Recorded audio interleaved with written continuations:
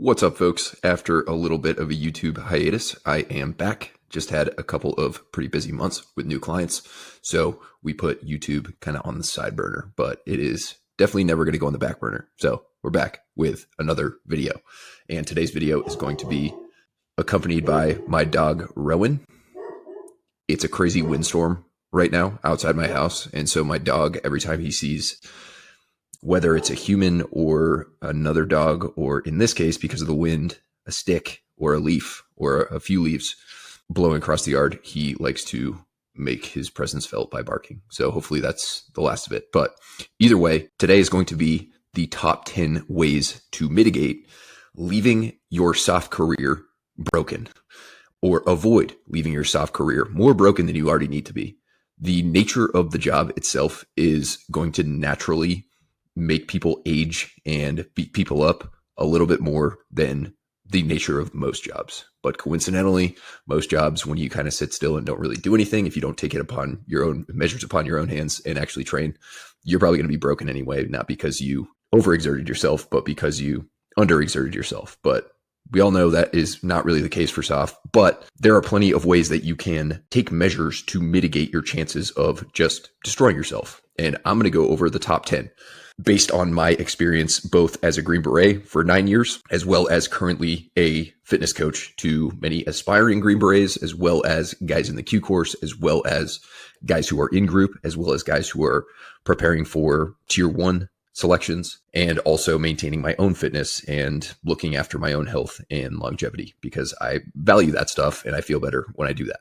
Just to give you an idea, most of the things that I'm going to go over for the first 5-ish years of my 9 years in SOF, I did not really take seriously.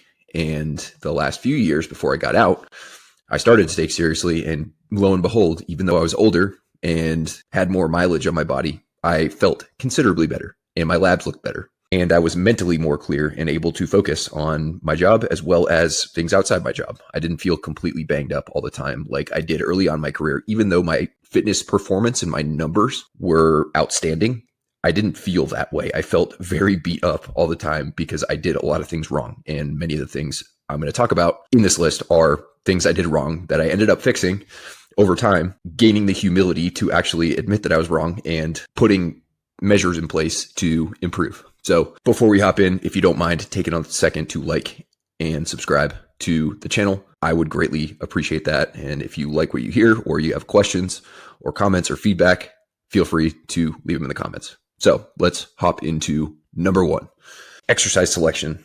Most soft guys are completely aware that fitness is important, and they take measures to maintain their fitness, improve their fitness, and perform at a high level. And that's great.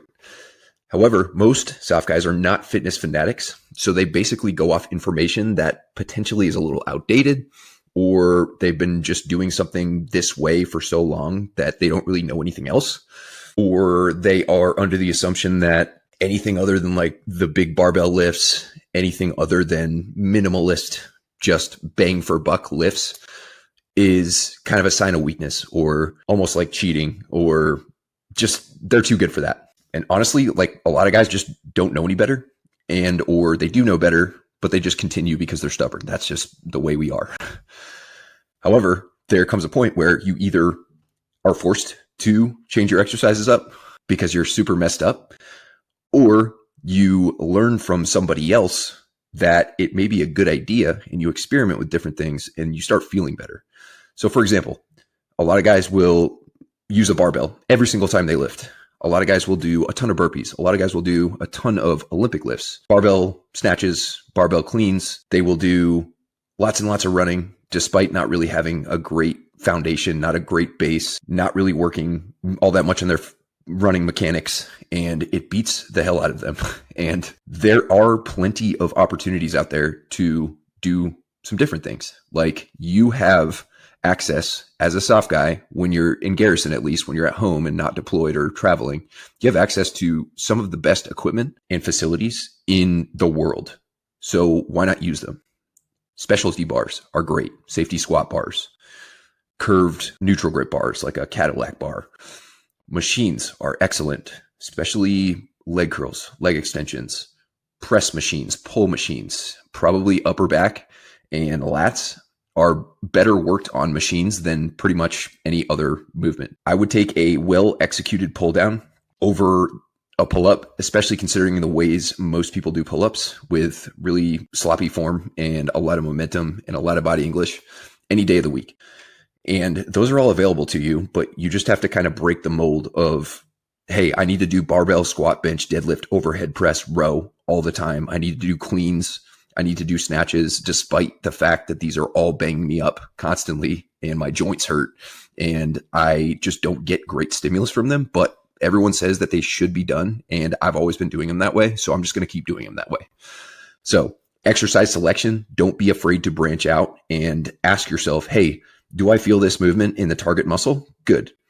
Do I feel it more in my joints? Do I feel this squat more in my knees? Do I feel this deadlift more in my lower back than my actual glutes? Does it beat me up for the rest of the day? Does it eat into my ability to perform on the job? Am I super sore, just like banged up in my joints the following day, as opposed to actually a little bit of muscle soreness, which is what we're going for? And finally, do I have access to an alternative? For every single lift, I can easily, off the top of my head, list at least a dozen alternatives that are just as good, but because they don't beat you up, potentially, they're even better. So just don't get too dogmatic about your lift selection. And just know that you're never too young. You're never too cool to try using a machine, try using a specialty bar. You might just feel a lot better and you might just get better stimulus from it, and it may bang you up less. And that's a really good thing. Which brings us to number 2 along the same lines, exercise execution. Once you choose those exercises, or once you have kind of gone through and done a little audit on your current exercise selection, the next important step is to make sure you can execute them properly. And a lot of people don't remember that the very first step to progressive overload, it's not adding weight to the bar. It's not doing more reps with the same weight. It's not doing more sets. It is perfecting your technique, or at least making your technique acceptable and something that is not going to cause you problems down the road. Now, no matter what, lifting, just the nature of it, especially if you lift hard and you lift consistently and you're a strong individual, you're going to feel a little bit of pain, discomfort, etc. as you go throughout your career. However, that could be mitigated by making some small adjustments to the way you execute things, or at least at very minimum, just taking it seriously and thinking about, hey, am I executing this the way that I should be in order to A, get the most out of it, but B, not get banged up from it, not just grind my joints. And exercise selection and exercise execution are the 2 best ways, the 2 most important factors towards making sure you feel good and you can continue to lift. Most people who end up not being consistent on and off the wagon, especially guys who are like high achievers and hard chargers, aren't that way because they just lose motivation and stop. Most guys are very, very gung-ho about training. They'll train whether they want to or not, sometimes to a fault. But oftentimes they have to take hiatuses because they're banged up, or because they hurt themselves, or because something is nagging. And oftentimes it's because either they're choosing the wrong exercises or just maybe choosing the right ones, but not executing them properly. So even if you are lifting big weight, you're moving huge weight, but it's banging you up, and maybe you've gone through step number 1 and chosen some better exercises for you that fit your structure better. If you're still not feeling the full benefits of that, it's probably an execution thing. And the hardest part about this is swallowing your ego, going back to the basics, maybe dropping some load, quite significant amount of load off the bar, getting the execution right. Unfortunately, most guys have to unlearn these bad habits and rebuild these good habits. And it takes a while and it's a little bit frustrating, but it is highly worth it. I would much rather be squatting 300 pounds pain-free with a safety bar on my back, full range of motion, than barely making it to parallel with a barbell on my back. My shoulders are banged up afterwards. My lower back feels it. I don't really feel much in my quads, but I got 400 pounds on the bar. I find it significantly more impressive to watch someone, even if they're using less weight, squat really nicely or press really nicely or do a beautiful looking row and so on and so forth. So just keep that in mind. Number 2, exercise execution, take it seriously, swallow your ego and do it right. And number 3, of course, we have to talk about sleep. Now, in SOF, you're not going to always be in charge of your sleep schedule. You're not always going to be able to get this perfect sleep routine, go to bed at the same time, wake up at the same time every night. That's just totally unrealistic. And I would never try and suggest that you should somehow figure out a way to do that. There will be times where you travel different time zones. There will be times when you work super long hours, or you have to get up super early to go do a jump, show up 7 hours early to a jump, whatever it is. If you're in soft, you know what I'm talking about. However, there are periods of time when you actually are somewhat in control of your sleep. And even if you aren't fully in control, you can do certain things to make it a little bit more ideal and optimal. So, for example, when you have a pretty predictable schedule, you're working regular hours, you don't have anything crazy going on in the evenings or early mornings, most of the time you're going to be able to go to bed and wake up around the same time, which is coincidentally the most effective thing you can do to improve your sleep quality, especially. So when you have the opportunity to do that, highly suggest doing it. It's difficult. Believe me, it is the most difficult sleep habit to get into, but it's also the most effective. So I suggest at minimum trying it for 2 weeks and seeing how much better you feel. And it'll be very difficult to go back to your old ways. But it takes some time. You got to actually give it a chance and feel it, because when you're going to bed at crazy different times, you're adjusting your sleep and wake schedule. You're basically giving yourself jet lag like almost every night. It's like you're traveling to a different time zone. If you go to bed 3 hours later on weekends and sleep in, that's like flying to the West Coast and then back to the East Coast each weekend. Usually takes you a couple. You add alcohol into that, which I'll talk about later. And it's a recipe for not very good sleep and not really feeling your best and not aging your best. But even when you can't do that, there are things you can consider, such as limiting caffeine in the afternoon. Limiting caffeine anytime between 6 and 8 hours before bed. Everyone is a little bit different. Some people need to go closer to 10 hours, maybe even 12 hours. But no matter what, if you're having caffeine in the afternoon, even if you are a fast metabolizer, and even if you don't perceive it to be affecting your sleep negatively, it most likely is.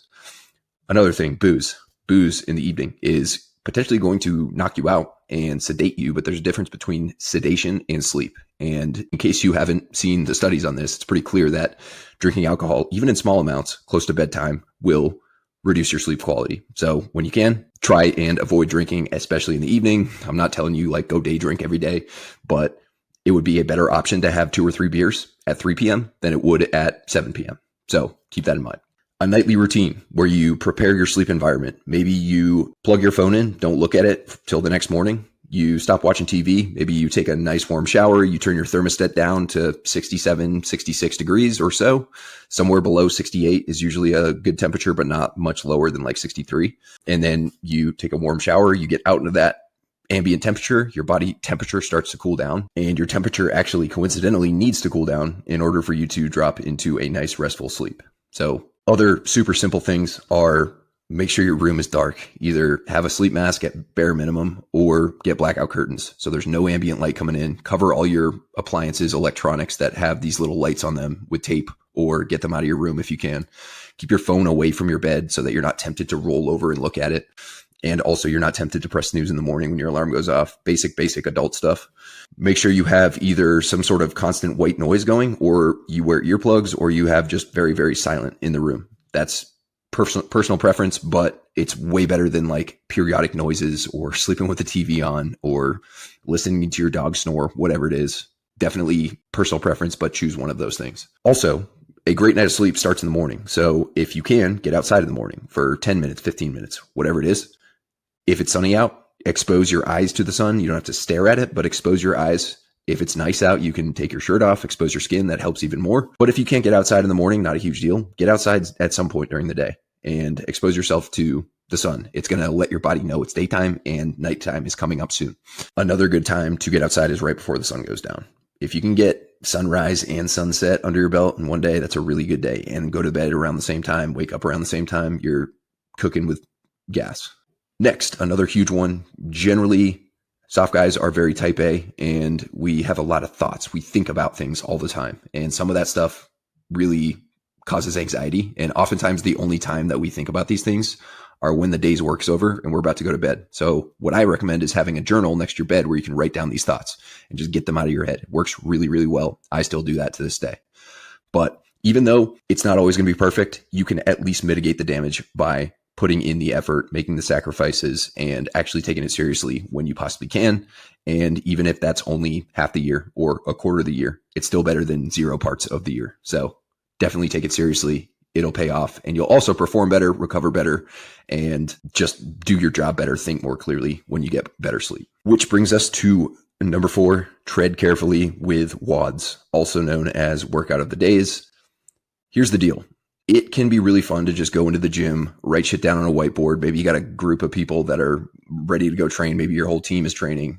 It can be totally fine and enjoyable to sometimes just come up with your workout for that day and go crush yourself. However, a lot of guys kind of do that on a regular basis. Instead of following a training plan, which is a series of workouts that build on each other and progress on each other, ultimately resulting in a objective outcome, they will just do workout after workout. And it's kind of random, not a lot of rhyme or reason, and it's not ideal. WODs originated from CrossFit, where they don't really do structured training in most cases. Some CrossFit gyms do, but not all of them. A lot of times it's just throw stuff at the wall, see what sticks.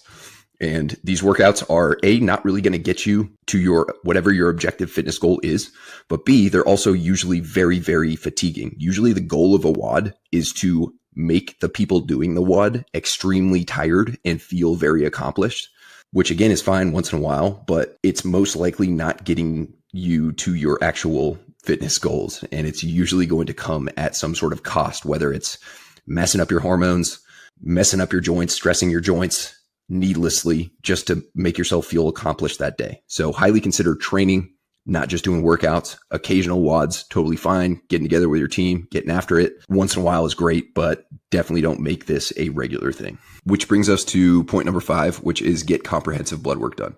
Here's the unfortunate truth. When they do your annual physical and they check to make sure that you're within range of all the blood markers that they take, and they don't take that many on the annual physical unless you beg, borrow, and steal in order to get a more comprehensive panel, they're making sure that you're not sick or diseased or on the verge of dying. They're not really making sure that you are in the optimal levels to actually thrive and crush and feel good and recover well and perform well and think clearly. And there's a massive difference between not dead or dying and thriving. Big, big difference. But unfortunately, the Army just doesn't really have anyone that is in the business of letting you know like how you can optimize your health rather than just not die. So you'll have to go out of pocket if you want to get comprehensive blood work done. And also the magic in blood work is getting it interpreted by an expert who can actually give you courses of action to react to it and improve. Most soft guys are not diseased, dying, or sick, but almost every single soft guy in the world, if they had a comprehensive set of panels interpreted for them, they could be significantly better in a couple of months with the right interventions. Unfortunately, most guys are not willing to go out of pocket and pay for this kind of stuff. And I certainly wasn't either until I was around 30, 31 years old. And I finally did. And it was like night and day difference. I felt better. I performed better. I recovered better. I slept better. I thought more clearly. I had better moods. I was more motivated after some interventions that were given to me because I actually went and paid money for labs to be taken and an expert to get on a call with me and tell me what was going on with me and what I should do in order to fix it. So I personally use Merrick Health. There are other great ones. Blokes.co is another one that I send a lot of my clients to. And there are in-person clinics as well. Telehealth or doing this virtually is by far the most convenient. You have to pay a little bit more, but it is super convenient and you really don't have to leave your house other than to go get labs done a couple times per year. And on that note, I would recommend getting labs done at least twice per year, 3 times even better. But that will give you an objective look under the hood. Soft guys live by the mentality like, I feel pretty good, so let's just go. And it's good that you feel good, but you could feel a lot better and you could perform better if you knew what was going on, and your blood work doesn't lie. So even if you feel pretty good, but your blood's all jacked up, which is very, very common, there's something you can do to improve. So I highly, highly recommend considering doing this, and you will be forever a believer in comprehensive blood work. Once you do it once, you'll never turn back. You won't even care about your Army physicals anymore, and you will start thriving rather than just not dying. Which brings us to number 6, and that is do your damn conditioning. So it's unfortunate this needs to be said, but there are plenty of guys who once they get to group or once they get to their soft unit, they kind of let conditioning go to the wayside and they get way more into lifting, or even worse, they just don't really work out. Maybe they do just enough to get by, but they kind of let their fitness slide. I hear things all the time like, I'm never going to have to run 5 miles in combat in PTs, or I'm never going to have to ruck run 12 miles for time in combat. And yeah, you're not going to. However, I have been on many missions, training events, and so on and so forth, where the lack of conditioning on one or more guys on my team significantly limits our ability to do our job. And it's one thing if that's in training, or it's one thing if that's in a less important environment. But if that is in a real life scenario, that is a massive problem. You should not be a liability to your team because of your lack of conditioning, your lack of discipline to actually go and maintain your conditioning. Now, you don't have to go and run 30-minute 5 miles. You don't have to go crush Ironmans. You don't have to sign up for ultra marathons. You don't have to do a 12-mile ruck in an hour 45, but you actually have to be at least somewhat capable. And of course, this is more of a longevity, like don't get banged up post. So let's talk a little bit about that. I think everyone at this point understands that to live longer and to do so in a healthy manner, to increase your health span, not just your lifespan, being aerobically fit, having good cardiovascular health is one of the most important aspects to that, along with muscle mass. So if you're just blowing it off, or if you're doing the bare minimum, or if you just get into, oh, I just need to sprint, jump, throw, lift, you are shortchanging not only your team, but also yourself. And you're going to feel worse, and you're going to have worse health towards the end of your career, as well as after your career. And by the way, there's quite a bit of time. Even if you do a full 20 years, even if you do 25 years, you get out at 45, 50 years old, you still have plenty of time to go enjoy your life and thrive. And you're going to feel a lot better if you maintain your conditioning and you don't let it fall off. Which brings us into number 7. That is autoregulation. Autoregulation, essentially what that means is when you are training, you are adjusting intensity and or volume and or exercise selection, or all three of those things, or a combination of two, up or down based on your preparedness, whether it's subjective preparedness, like I feel really good and motivated and well rested today, and so I'm going to go hard, or it's objective, which is like HRV, resting heart rate, maybe your grip strength, maybe you do like a vertical jump or a broad jump before you train to kind of like see how your nervous system is doing, or a combination of those. Ideally, that can tell you whether you should push hard one day or not push hard one day. Additionally, simple things like, hey, I just got out of the field for 9 days. I should probably ease back into training. Or I just traveled across the country and I am super jet lagged. Maybe I shouldn't go super duper hard today. Or it's like, hey, right now, I don't really have a lot of work stress or family stress or life stress. I'm sleeping well. I'm well fed. I feel freaking amazing. I'm going to go super hard for a little while. But even if you do decide that and you show up to the gym and just nothing's clicking, then deciding in that moment to kind of dial it back is usually a good idea. So autoregulation, instead of just going hard all the time, that is usually the mindset of most soft guys, is no matter what, I'm going to go hard. That can serve you in many areas of life, but it's not going to serve you in fitness, especially when your job just does not allow you to always be perfectly prepared. Some days you're going to not be, some days you are. On the days you're not, dial it back. On the days you are, get after it. And you are going to feel better. You're going to be less banged up, and you're going to just have a better, longer lasting career, as well as you're going to feel better afterwards. Which brings us into number 8, and that is bring the damn gym stuff. Almost every team has some gym stuff in their team room for when they travel. And oftentimes when you go on trips, deployments, J-sets, training stuff, you're going to have access to either a really nice gym or at least a gym that'll suffice. But sometimes you're not. Depending on where you're going, depending on what group you're in, and some other circumstances, maybe you don't have any access to any gym equipment.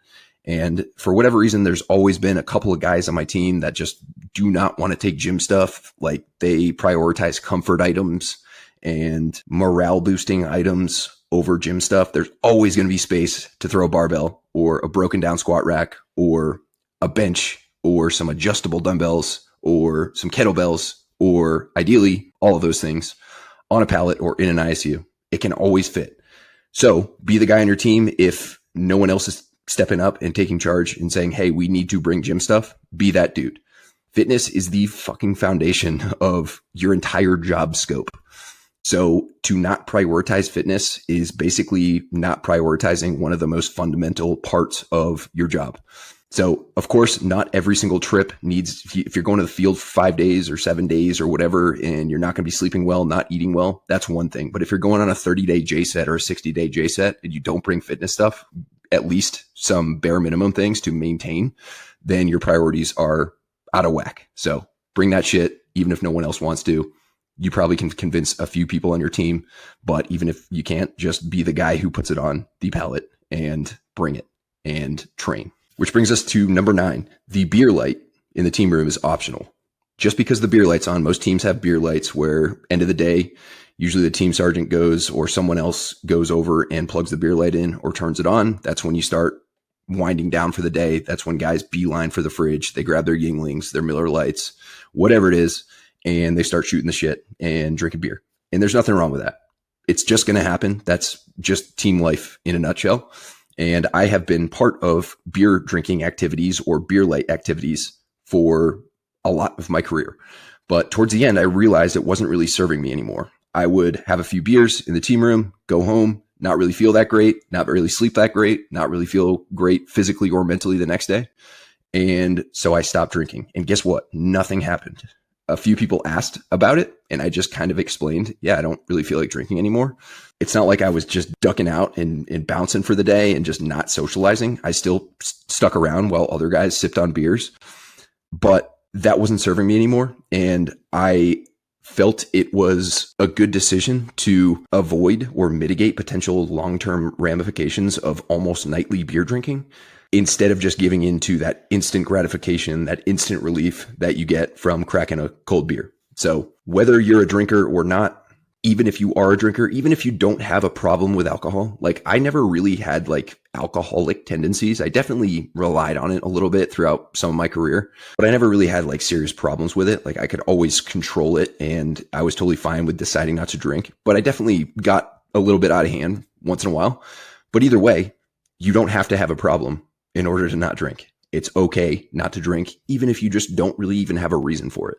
What I will say is if you do decide to stop drinking, or if you show up and you're just not a drinker, totally fine. However, your best bet is not to try and convince other guys around you to do the same. If somebody asks, that's one thing, but if you try and push your virtues on the other guys on the team, not a good thing. I would just stay silent about it, stay quiet about it. If someone asks, hey, why don't you drink? You can give them some reasons if you want, but it's really not a huge deal and guys aren't going to really care. And I know that for a fact because I used to be the guy who would always drink with everyone and then I stopped and no one really batted an eye. So just because the beer light's on does not mean you have to go to the fridge and immediately start drinking beer. You can if you want. You can do it sometimes if you want, but it is not required, especially when you're a new guy and you think that in order to fit in, you have to go and drink. That is not the case. When you're a new guy, you show up and you prove that you belong there by your performance and your capabilities and your motivation, determination, mindset, etc., not by whether you drink beers with the boys or not. So that brings us to the last one, and this one is huge because it's rampant. Avoid mystery PEDs. And when I say mystery PEDs, I mean just about everything other than doctor prescribed TRT. You're going to see guys using SARMs. You're going to see guys using pro hormones. You're going to see guys when they go on deployments. Of course, this may be different now because we don't really deploy to combat zones all that often, although that very well could start happening again in the future. But when we did, you would see guys going off the black market in Afghanistan or Iraq, wherever it is, and getting mystery PEDs, to say the least, usually in the form of some sort of anabolic steroid. And every decision you make in this regard is going to have potential benefits. It might make you more jacked. It might make you stronger. It might make you fitter. It might make you feel better. But it's also going to have drawbacks and ramifications. There are no solutions to anything, only trade-offs. So every time you consider taking a PED, especially if it's a mystery PED, like the ones I just listed, take a good hard look at what the potential ramifications are. And guess what? The reason I call them mystery PEDs is because A, you're not exactly sure if you're getting exactly what you think you are. That market is not well regulated at all. So you may be getting something that doesn't do anything. You may be getting the real thing. You may be getting something completely different from what you think you're getting. And two, the other reason I call them mystery PEDs is because they have different effects on everyone. Some people respond really well. They have minimal side effects, very little to no health ramifications, either short-term or long-term. Other people either don't really experience that much. They don't really make much extra progress or feel better or perform better. and or they get a lot of negative side effects, whether they're acute, short-lasting side effects that only affect you while you're on it and soon after, or long-term fertility stuff, hormone things. Like if you go and do a bunch of SARMs or pro hormones, there's a chance that you're going to recover and be totally fine. But there's also a chance that you're going to permanently shut down your testosterone and you're going to be hypogonadal forever unless you go on TRT, which there's nothing wrong with seeing a doctor, getting solid blood work done, consulting with him. And if he recommends you potentially going on TRT, that's a great option for a lot of guys, especially in soft. It's a very hormone unfriendly job.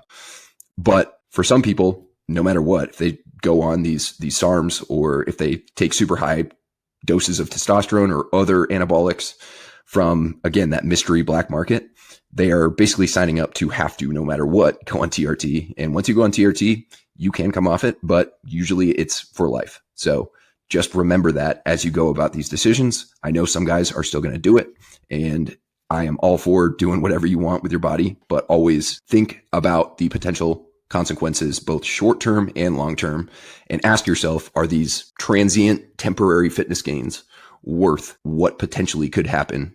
And by the way, I don't know what potentially could happen. So that's it, guys. That is number 10. I really hope you guys enjoyed that list. And I think this is stuff that like nobody talks about.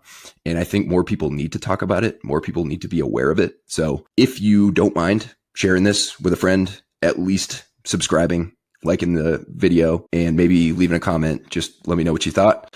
That would help me reach more people. That would help me get the word out. And we can work together in making people more aware of the potential things that they can do to last longer and be more capable, not only throughout their career, but also after. Even if you don't get out after 12 years like I did, whether you stay in for 20, 25, whatever it is, there's plenty of life to enjoy. And the healthier and more reasonable you are throughout your career, the more you're going to be able to enjoy that life afterwards.